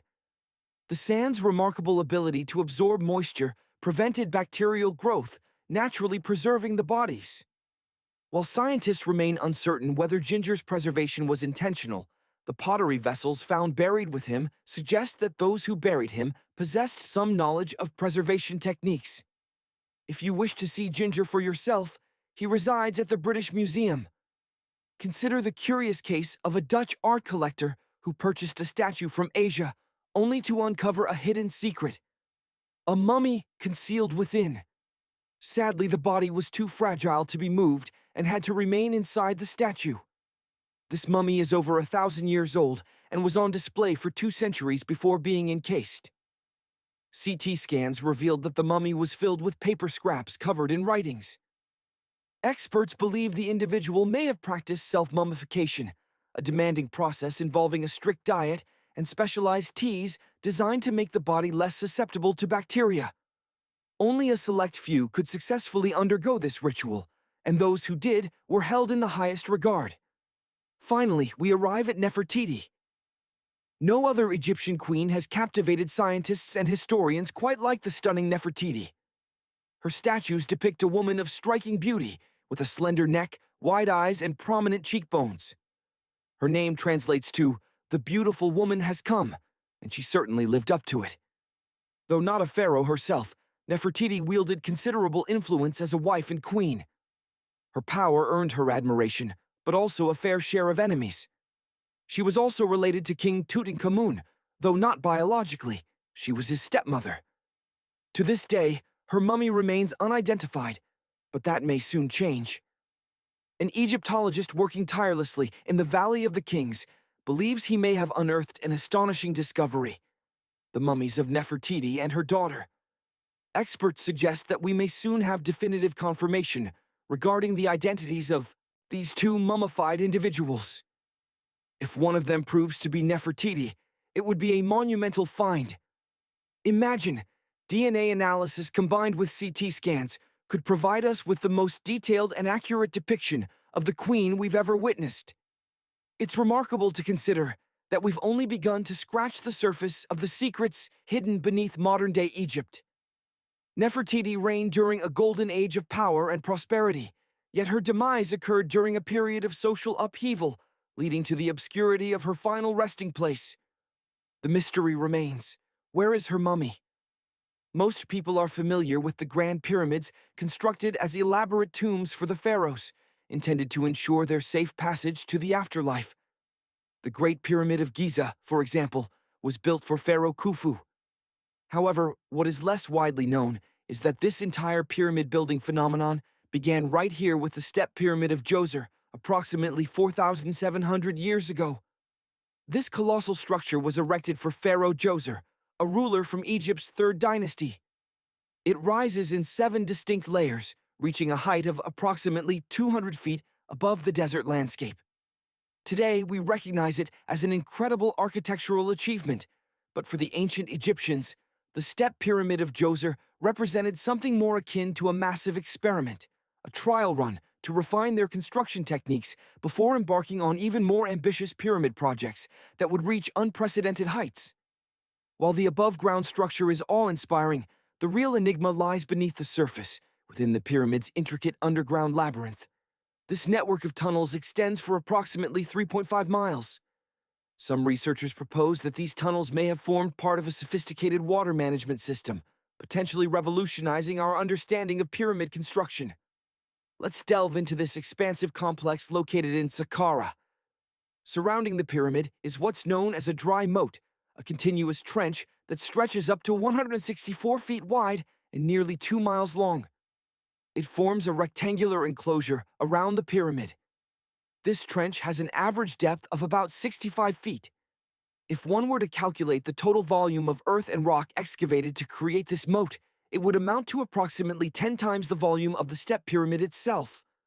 For a long time, the prevailing assumption was that this trench served simply as a vast quarry, a source of stone and clay for the construction of the Step Pyramid. It seems logical enough, doesn't it? But upon closer inspection, the theory begins to unravel. The trench is too narrow and deep to have been practical for quarrying, and its layout doesn't align with our knowledge of ancient Egyptian quarrying methods. Furthermore, certain sections of the trench are covered by a rocky ceiling, rendering them virtually unusable as a quarry. Another hypothesis suggests that the dry moat held some form of spiritual significance. Perhaps it was a sacred space where the souls of nobles congregated to serve the deceased king in the afterlife. Niches in the walls might allude to this spiritual function, but most researchers believe that this purpose likely emerged much later, long after the complex was originally built for Djoser. So, what was the moat's true purpose? In 2020, a researcher proposed a rather intriguing idea, that this trench was, in fact, designed to collect and manage water, particularly after periods of heavy rainfall. This proposition gains credence when considering the location of the moat, situated in an area prone to flooding from runoff water from the nearby plains. This could also explain why the trench wasn't used for new burials until much later, when the climate became drier and less susceptible to flooding. The narrative becomes even more compelling when we consider that this trench appears to be part of a larger, more intricate hydraulic system within the Djoser complex. The trench is divided into several compartments, meticulously carved out of the rock and interconnected by tunnels. These compartments likely functioned as part of a water treatment system, where water flowed from one compartment to the next, undergoing a process of purification as it moved along. Now, here's where the narrative truly intertwines with the magnificent pyramid itself. The Djoser complex, a marvel of ancient engineering, conceals a network of subterranean shafts. Intriguingly, some researchers propose that the abundant water source from the Mo's deep trench might have been ingeniously harnessed to power a hydraulic lift system. Imagine a colossal water-driven elevator, a breathtaking feat of engineering, potentially employed to hoist the immense stones required for the pyramid's construction. The concept is akin to a volcano, but instead of molten lava, water assumes the role of the heavy lifter. Picture a vast, profound cavity at the very heart of the pyramid site. Within this cavity, a substantial wooden platform, resembling a gigantic raft, could be maneuvered vertically. When the workforce sought to elevate a weighty stone, they would inundate the hole with water. As the water level ascended, the buoyant wooden platform would rise commensurately, bearing the stone aloft. It would function almost like a gigantic water-powered elevator. Upon attaining the desired elevation, the workers would carefully slide the stone from the platform onto the nascent pyramid structure. The theory posits that water, sourced from the deep trench and meticulously purified and filtered, would be channeled into these shafts. A massive float, potentially constructed of wood, would then ascend as the water inundated the shaft, effectively lifting the stones to the precise locations required for construction. Once the stone was securely positioned, the water would be released, allowing the platform to descend back to its nadir, poised to lift the subsequent stone. This elaborate hydraulic lift system could have revolutionized construction, rendering the entire building process significantly more expeditious and efficient, all while minimizing the reliance on brute workforce. It is as if the ancient Egyptians were already embracing the ethos of work smarter, not harder. However, this theory is not universally accepted. Certain experts contend that the area where the step pyramid of Djoser was erected lacked the capacity to retain sufficient water from sporadic rainfall to sustain such an intricate hydraulic system. The prevailing theory suggests the existence of a nearby lake in antiquity, which would swell after periods of precipitation. This lake could have provided the water necessary for the complex's hydraulic system. Yet, no ancient Egyptian texts allude to the existence of such a lake, rendering it more of a hypothetical scenario than an established reality. Then there's the matter of the labor itself. Remember when I suggested that this method could have enabled the ancient builders to raise stones with considerably less exertion? Well, that assertion might not be entirely accurate. According to some experts, the very construction of this hydraulic apparatus would have necessitated significantly more arduous labor than simply maneuvering the stone blocks using conventional manpower. And let's not overlook the fact that the step pyramid of Djoser is relatively small compared to the later pyramids. The stones employed for Djoser's pyramid weighed, on average, approximately 660 pounds each. This pales in comparison to the blocks exceeding 2.5 tons, utilized later for the Pyramid of Khafra. If this ingenious water lift theory is ultimately discredited, we must still elucidate how this pyramid was constructed in the first place. To address that, we must rewind a bit and delve into the original architectural plans.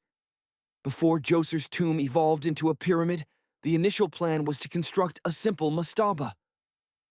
This type of tomb was quite prevalent in earlier periods, a flat-roofed, rectangular structure with sloping sides. However, after the original mastaba was completed, the decision was made to expand it by adding additional layers atop. Then, they added even more layers until the construction culminated in 6 distinct steps, each one progressively smaller than the preceding one.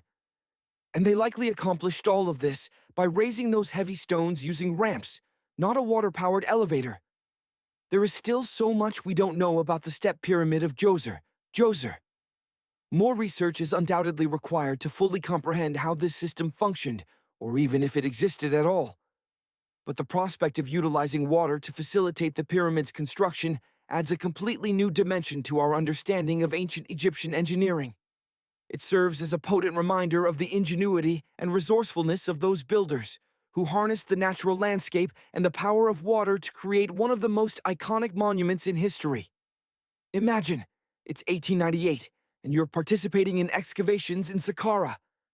This location, not far from Cairo, is replete with ancient tombs and pyramids. You're channeling your inner Indiana Jones, filled with hope.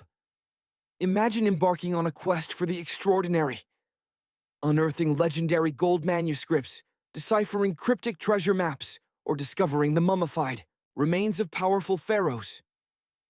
But instead, you stumble upon a simple wooden bird.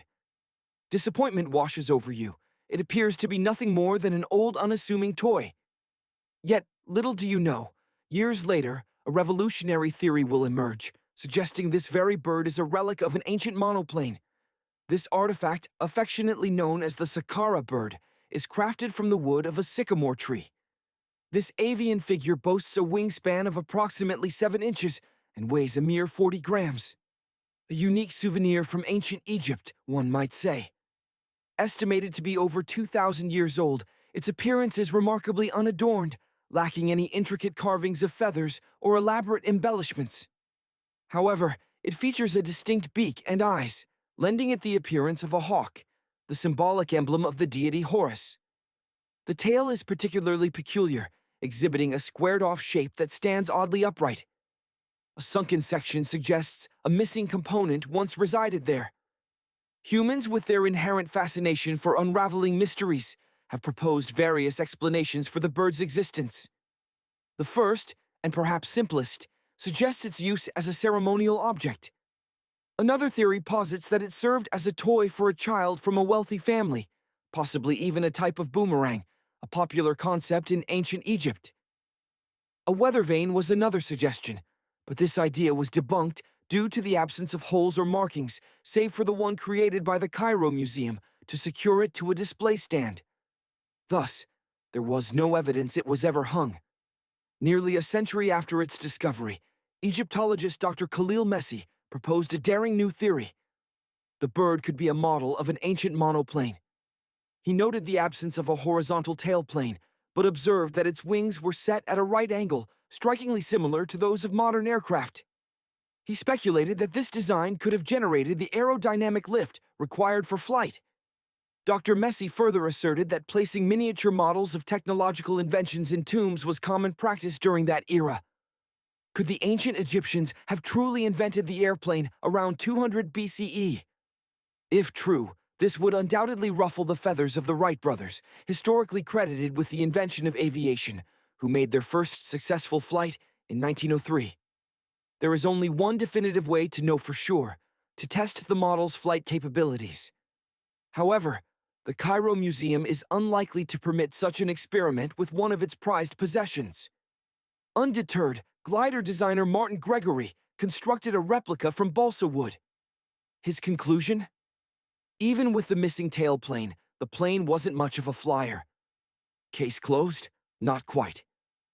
The History Channel, unconvinced, enlisted an aerodynamics expert to build another replica of the Saqqara bird.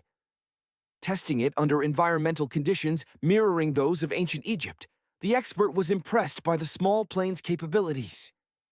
If the ancient Egyptians did indeed invent a prototype of an airplane during the time of the pharaohs, it would stand as a remarkable example of an out-of-place artifact, an object demonstrably ahead of its time in terms of technology and historical context. The Saqqara bird is not alone in this category of revolutionary concepts. In 1901, a group of divers recovered the Antikythera mechanism from an ancient shipwreck near the Greek island of Antikythera. This device has been hailed as the world's first analog computer, dating back to approximately 100 BCE. This intricate bronze mechanism could calculate the positions of the sun, moon, planets, and stars, as well as lunar phases, dates of upcoming solar eclipses, and even the moon's orbital speed. The intended user, Its purpose and its origin remain shrouded in mystery, but its unparalleled precision and advanced design for its time are undeniable. Surely the first flushing toilets weren't invented in the middle of the 20th century, right? Of course not. The ancient Minoans, residing on the Mediterranean island of Crete, and the Indus Valley civilization independently conceived this brilliant invention around 4,000 years ago. Their plumbing and sanitation systems were so sophisticated that no one managed to surpass their designs for another 2,000 years. One such ancient Minoan lavatory was unearthed at the Palace of Knossos, complete with a wooden seat positioned over a tunnel that directed waste. Let's journey back in time to witness the marvels of ancient innovation. Imagine living in a world where even basic sanitation was a luxury. In some ancient cities, elevated reservoirs fed water down to underground sewer systems, a testament to early engineering. But for many, water came from simple jugs. Only the wealthiest could afford the luxury of advanced plumbing. Indeed, if you were searching for prime real estate in those days, the presence of a flushing toilet was a clear sign that you were in an affluent neighborhood. Now, consider automated doors. We might think of them as a relatively recent invention, perhaps from the 1930s. Yet, the concept dates back much further, to the 1st century CE. Heron of Alexandria, a brilliant mathematician and engineer, devised a hydraulic system to automatically open and close temple doors. The process involved lighting a fire beneath a brass pot filled with water. As the fire heated the water, it created pressure that forced the water into containers, acting as weights. These weights descended, pulling ropes that opened the massive temple doors. However, let's be clear, this was no supermarket door smoothly gliding open as you approach. Heron's invention was a slow, deliberate affair, taking hours to complete its cycle. The doors would open maybe once a day, adding an aura of mystery to temple ceremonies. Speaking of mystery, consider what some call the first ever battery, discovered in Baghdad around 2,000 years ago. In 1938, a German archaeologist unearthed an oval-shaped clay jar. To this day, scientists debate its exact purpose and origin. One compelling theory suggests it was used for electroplating objects with precious metals.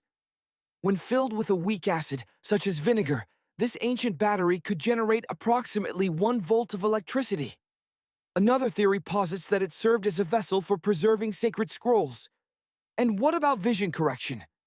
Would you be interested in trying contact lenses designed by Leonardo da Vinci himself? Back in 1508, he conceived of a glass lens with a funnel-like attachment. The idea was to fill the lens with water and then wear it, thus improving vision. Sounds rather cumbersome, doesn't it? A century later, the French scientist René Descartes sought to refine this concept, envisioning a lens that made direct contact with the cornea. These were the conceptual precursors to modern contact lenses. Descartes' liquid-filled glass tube did offer improved vision, but unfortunately, it rendered blinking impossible. It wasn't until 2 centuries later, with advancements in glass-making technology, that scientists could create lenses that fit comfortably in the eye and allowed for blinking. Even these early versions were made of heavy blown glass, restricting oxygen flow to the eye. Around 50 years later, contact lenses evolved into plastic, becoming lightweight, unbreakable, and scratch-resistant. However, they still covered the entire eye. Finally, in 1948, an English optical technician, through a fortunate accident of sanding down a plastic lens, discovered that a lens covering only the cornea could stay in place. Now, imagine you are in 19th century London and need to send a message to New York. It would take about 10 days for a ship to deliver it. Thus, when delivery times plummeted from days to mere hours in 1858, it was a monumental event. Queen Victoria herself sent the inaugural message, made possible by the first transatlantic telegraph cable laid beneath the ocean. A true marvel of engineering. Sadly, this groundbreaking invention suffered a premature demise, lasting only a few weeks before failing. It took several years to restore it to full functionality. Finally, let's journey to ancient Egypt and the Great Pyramid, constructed as the final resting place for the pharaoh Khufu. Legend has it that Napoleon Bonaparte ventured into the Great Pyramid and emerged visibly shaken and pale. He never divulged what he experienced within, but it is said to have profoundly affected him for the remainder of his days. To enter the pyramid, Napoleon would have traversed a narrow ascending passageway leading to the Grand Chamber. This corridor was significantly taller than the previous one and featured cobblestones. He would then have reached the king's chamber, the heart of the Great Pyramid, lined with massive granite blocks. However, the chamber would not have been as ornate as one might expect. Hieroglyphics were not yet a common feature in pyramid burial chambers at that time. Egyptians began decorating them much later. The pharaoh's tomb, deep within the pyramid, would have been filled with priceless treasures, from chunks of raw gold to some of the world's most exquisite jewels. But let's be realistic. Any easily accessible treasures would have vanished centuries ago, pilfered by grave robbers and treasure hunters. The only thing likely remaining would have been an enormous sarcophagus, the final resting place of the pharaoh himself. And Napoleon would have had to pass the queen's chamber. Though, contrary to what one might expect, this room most likely wouldn't have housed any queens, as pyramids were typically constructed for a single, paramount individual. From this chamber, mysterious tunnels snake away into the darkness. To this day, their purpose remains shrouded in mystery. But that's not the only enigma Napoleon might have encountered. Legends of pharaohs and their vengeful curses upon those who disturbed their eternal slumber are ancient. Many pyramids bore warnings, etched into their facades, detailing the horrifying fates that awaited those who dared to trespass. We may never know the exact nature of the terrors Napoleon faced within the Great Pyramid, the precise details of what chilled him to the bone. However, we have a much clearer picture of what was discovered within the tomb of Tutankhamun. Tutankhamun, an ancient Egyptian pharaoh who ascended the throne as a mere child of 8 or 9, became a global sensation when his tomb was unearthed in 1922, remarkably intact. His pyramid lies nestled in the Valley of the Kings, near modern-day Luxor in Egypt. Unlike the stark interior of the Great Pyramid, Tutankhamun's tomb was adorned with vibrant wall decorations.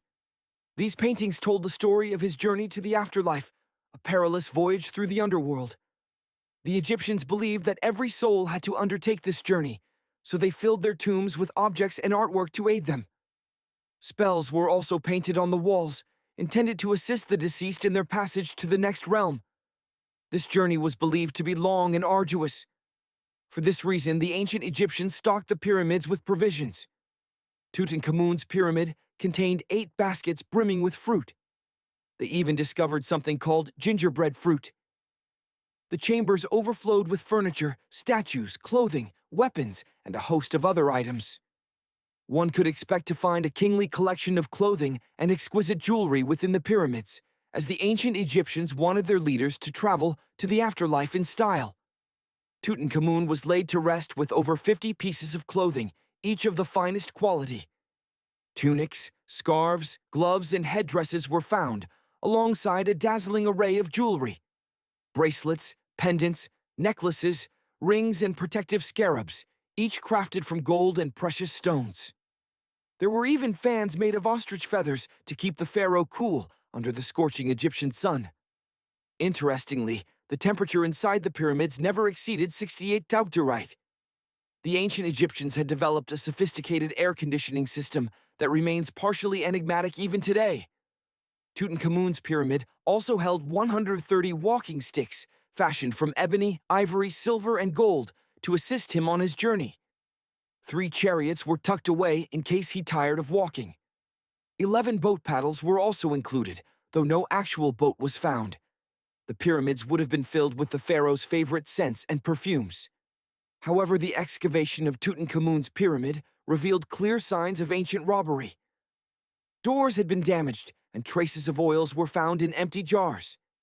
It appeared that the pyramid had been raided for gold, as well as the very scents, perfumes, and oils intended for the king. A small amount of perfume, made from coconut oil and frankincense, remained in one bottle. It seems Pharaoh Tutankhamun enjoyed board games. An ivory traveling set of senet was found in his pyramid. While the exact rules remain somewhat obscure, it's believed to be an ancient Egyptian precursor to backgammon, a two-player game where the objective was to knock your opponent's pieces off the board. One wonders, however, with whom Tutankhamun's mummy was supposed to play. The ancient Egyptians practiced certain rituals that might seem bizarre to us today. For instance, they would shave off their eyebrows as a sign of mourning if they lost a cat. Therefore, it shouldn't be too surprising that they placed some truly peculiar objects inside the pyramids. Archaeologists have discovered collections of mummified cats and scarab beetles within these ancient structures. Imagine traveling back over 4 millennia. We find traces of cosmetics dating back this far, discovered within the pyramids of Saqqara, south of modern-day Cairo. Astonishingly, makeup kits and mirrors were also unearthed, revealing that both men and women in ancient Egypt proudly adorned themselves with makeup. Eyeliner, it seems, reigned supreme as the cosmetic of choice, but beyond personal adornment, the sands of Egypt held secrets that would unlock the very history of this ancient civilization. The discovery of the Rosetta Stone, a pivotal moment spearheaded by Napoleon Bonaparte and his team, stands as one of the most significant ever made in the shadow of the pyramids. This slab of black granite, dating back to 196 BCE, bore inscriptions in 3 scripts: Greek, Demotic, and hieroglyphic. When its secrets were finally deciphered in 1822, it provided the key to understanding ancient Egyptian hieroglyphics for the very first time. Then, in 1903, the discovery of Queen Hatshepsut's mummy forever altered our understanding of Egyptian history. Following her death, her successor, Thutmose III, attempted to erase her legacy, removing much of the evidence of her reign. As a result, little was known about Egypt's first great female leader. Yet, she has since risen to become one of the most celebrated female pharaohs in Egyptian history. Pharaoh Khufu, builder of the Great Pyramid, even possessed a fully fledged boat within his complex. Archaeologists unearthed over 1,200 pieces of this colossal vessel near the Great Pyramid at Giza. Once reassembled, the boat measured a staggering 144 feet in length. It was most likely a solar barge designed to transport the resurrected king alongside the deity Ra on his celestial journey. And speaking of the Great Pyramid, here's a fascinating fact. It remains the last surviving wonder of the ancient world. The other 6, the Hanging Gardens of Babylon, the Colossus of Rhodes, the Temple of Artemis at Ephesus, the Mausoleum at Halicarnassus, the Lighthouse of Alexandria, and the statue of Zeus at Olympia, have all succumbed to the ravages of time. For an astounding 3,800 years, this pyramid stood as the tallest man-made structure on Earth, and it remains the largest pyramid in Egypt. Its construction required an estimated 2.3 million blocks of limestone, some weighing as much as 80 tons. It took a workforce of 100,000 laborers an incredible 23 years to complete. Originally, it reached a mega height of 480 feet. Even more recently, in 2017, archaeologists made a perplexing discovery within the Great Pyramid: a hidden void, at least 100 feet long. Its purpose and contents remain a mystery. This void represents the first major internal structure discovered within the 4,500-year-old pyramid since the 19th century. Scientists employed cosmic rays to detect this massive space, but we are still no closer to understanding its significance. The ancient Egyptians approached pyramid construction with meticulous care. The placement and structural integrity of every element were paramount. It is therefore highly improbable that this void resulted from the collapse of blocks over time. Many pyramids also contain small model figurines known as ushabti. These figures represented servants who, it was believed, would come to life in the afterlife to serve the pharaoh. It's remarkable how all these artifacts fit within the pyramids, considering that much of the interior space is solid rock. Unlike many other ancient Egyptian burial sites, the tomb of King Tutankhamun remained hidden and undisturbed for over 3,000 years. This was partly due to its smaller size and its location in the Valley of the Kings, an area already under intense exploration.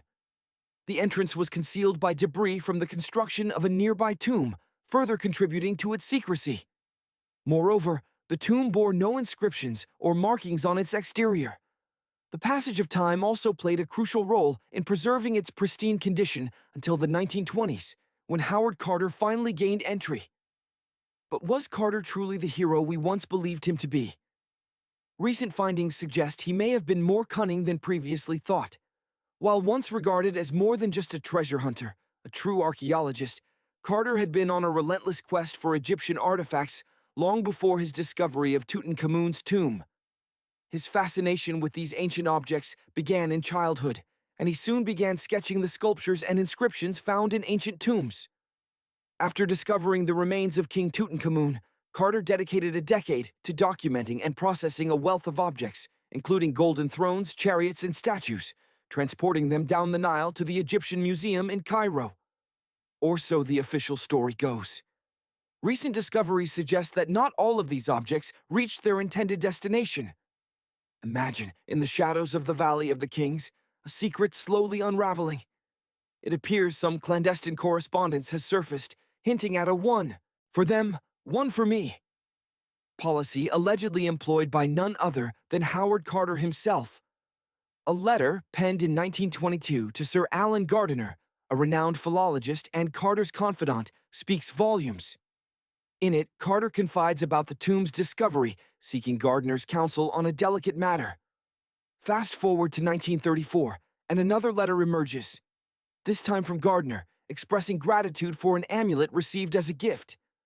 Carter insists it wasn't pilfered from Tutankhamun's tomb, but the evidence suggests otherwise. Even the British director of the Egyptian Museum suspected Carter's surreptitious activities, but lacked concrete proof. A comparison between Gardiner's amulet and others from Tutankhamun's tomb revealed an uncanny resemblance. Gardiner, dismayed by the predicament, confronted Carter in yet another letter. Loyalty prevailed, however. Instead of exposing the celebrated archaeologist, Gardiner advised Carter to return the items to Cairo, a gesture of friendship amidst the intrigue. But the shadows deepen. In 1947, Alfred Lucas, a former associate of Carter's, made a startling claim in an obscure Cairo journal. He alleged that Carter had secretly breached the burial chamber door, resealing it before the official unveiling. Why? The prevailing theory suggests that Carter and his team may have entered the tomb prematurely, seizing choice artifacts. These items, too risky to sell during their lifetimes, were slated for auction posthumously. Carter, however, remained tight-lipped, neither confirming nor denying the accusations. The Egyptian government, wary of further mysterious disappearances, temporarily barred him from the tomb. And then there's the infamous curse of King Tutankhamun. Soon after the tomb's discovery, whispers of a curse spread like wildfire, promising misfortune to anyone who disturbed the boy pharaoh's resting place. While not a tale of rampaging mummies, rumors circulated about the untimely deaths of those involved in the excavation. The most notable case was that of George Herbert, the 5th Earl of Carnarvon, the British aristocrat who financed the tomb's excavation. He died just a year after the tomb's opening. While sensationalized as a curse-related demise, Herbert was already in poor health upon arriving in Cairo and succumbed to a common disease. Consider the sheer number of people associated with the tomb's opening: security personnel, archaeologists, support staff. Statistically, some deaths were inevitable. The average lifespan of those supposedly targeted by the curse exceeded 20 years after its alleged inception. Herbert's own daughter lived well into the 1980s, half a century later, and Howard Carter himself lived until 1939, a full 16 years after the grand reveal. Some believe the curse was nothing more than a clever public relations ploy. Howard Carter, eager to keep prying reporters at bay, may have fabricated the curse to deter unwanted intrusions into the boy king's tomb. But what exactly was stolen from King Tutankhamun's tomb? Jewelry, for starters. And according to a French specialist who meticulously studied old photographs taken inside the tomb in the 1920s, Howard Carter himself may have been the culprit. The mystery continues to unfold. Imagine sifting through historical records, meticulously comparing images of ancient artifacts. It was through this painstaking process that one researcher began to piece together the fragmented story of Tutankhamun's missing treasures. First, there's the matter of a magnificent collar, once adorning the boy king's chest. This priceless artifact was tragically broken, its pieces scattered to the winds.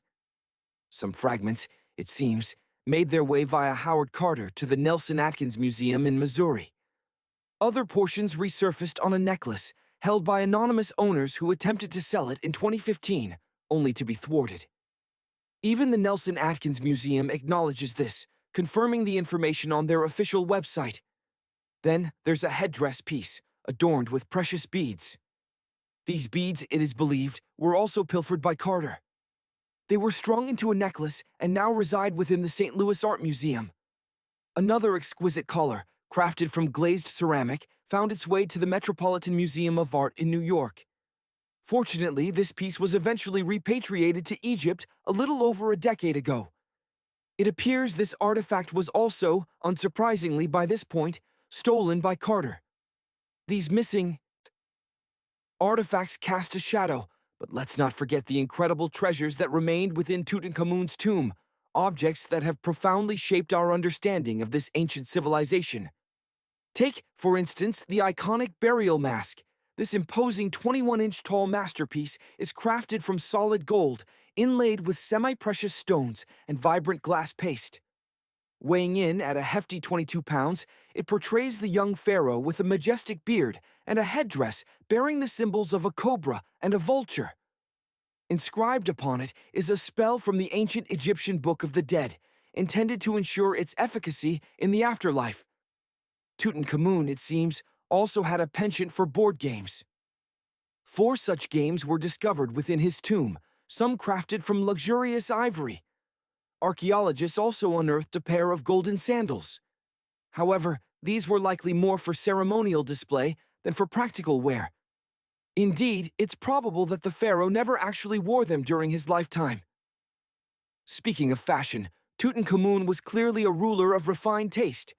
A mannequin was even found within his tomb, used for selecting, adjusting, and storing his elaborate outfits. In terms of jewelry, the boy king also seemed to have enjoyed some music, evidenced by the 2 trumpets found in his tomb. These instruments were famously played during a 1935 BBC broadcast. Today, however, they are considered too delicate to be handled,